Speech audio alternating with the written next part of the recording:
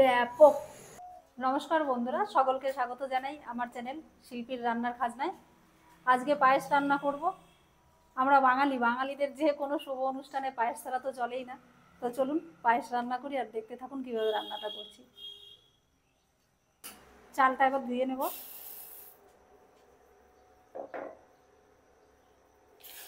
এটা গোবিন্দভোগ চাল নিয়েছি, চালটাকে ভালো করে ধুয়ে নেব। এবার দিয়ে দিচ্ছি কিছুটা পরিমাণে ঘি।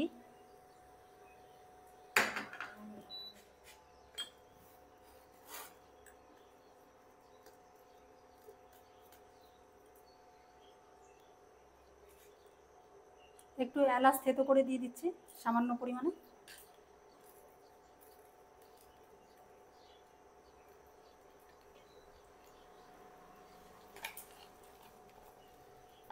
এবার চালটাকে হালকা করে ভেজে নেবো ঘিয়ের মধ্যে।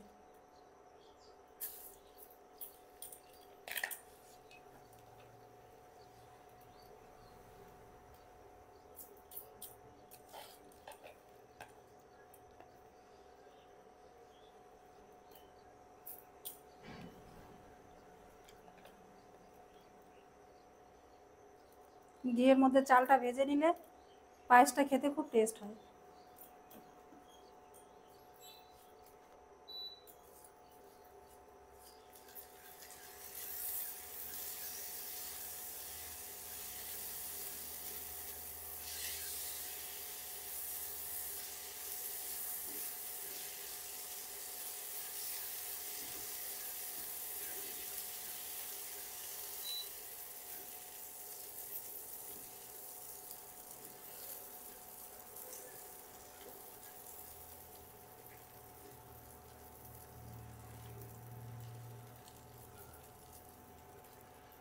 দেবো সামান্য একটু সেদ্ধ করে নেবো চালটাকে।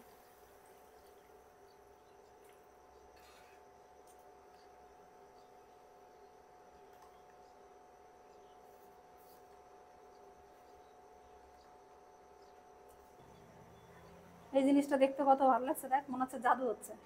একাই ফুটছে আবার একাই বন্ধ হয়ে যাচ্ছে, দেখ।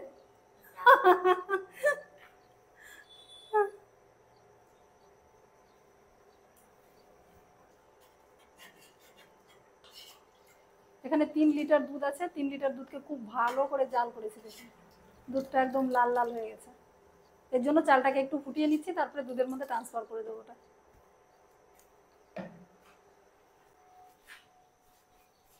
এবার এটা নামিয়ে রাখি, নামিয়ে রেখে সসপ্যানটা বসিয়ে দিচ্ছি। দুধটা আগে ভালো করে জাল করে রেখেছি, ওটার মধ্যেই দিয়ে দেবো এবার এটা।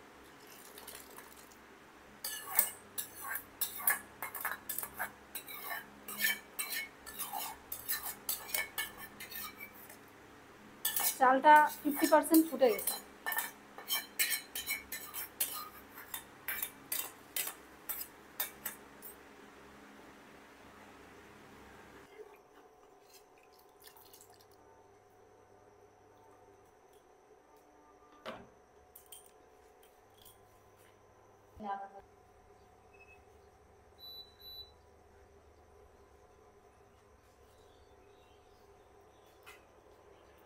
এবারে দিয়ে দিচ্ছি কিছুটা কাজু,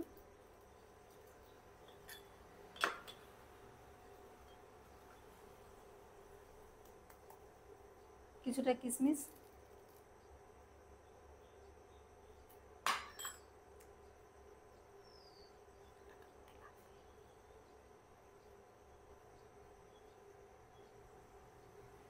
মোটামুটি হয়েই আসছে, আর একটু জাল দেবো। এখন দিয়ে দেবো চিনি।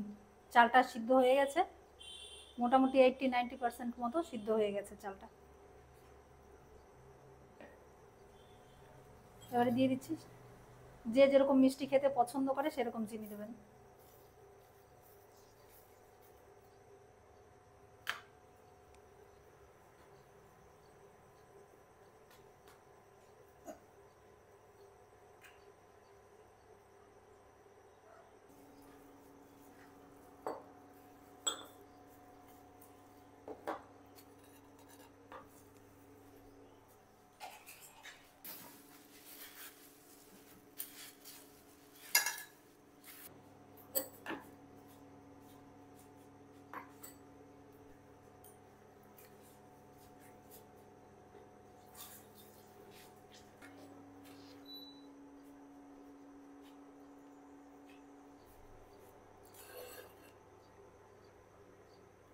এবার বাটিতে কিছুটা তুলে নিচ্ছি।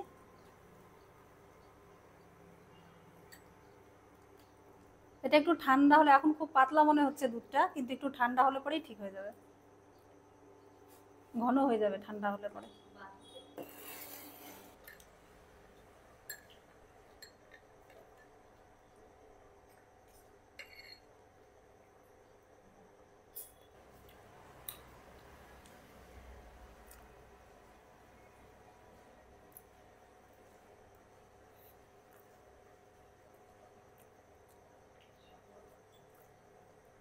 পায়েসটা খেতে অনেক ভালো হয়েছে। এখন এটাকে ফ্রিজে রেখে একটু ঠান্ডা করে খেলে আরো বেশি টেস্ট হবে খেতে।